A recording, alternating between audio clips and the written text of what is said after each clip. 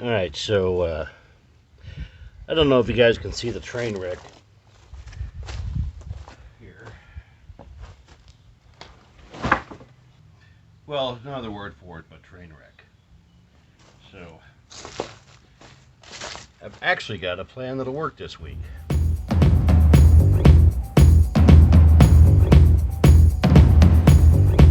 Alright, so here's my plan. I'm going to take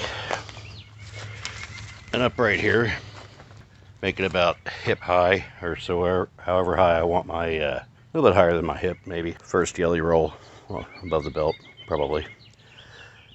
And make 2 of those, 1 for each side. You just have to wait and see. I got this. Don't you worry, I got this.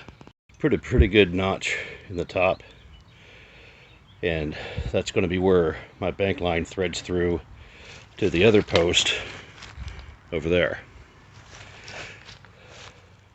And of course this one's going to have a lead to another tent stake over here. Did you look at all the rocks here in the Ozarks?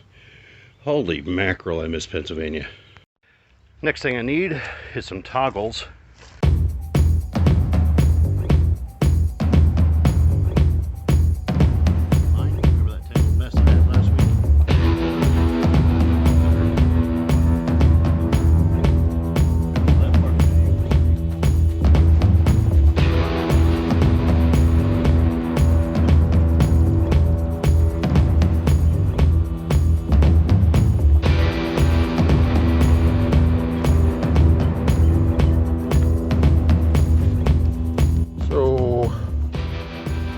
Have 2 more of these to go, so I can't create a tri-point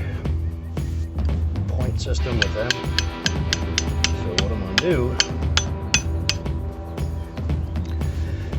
well, see you in 48 hours, see if it's still standing.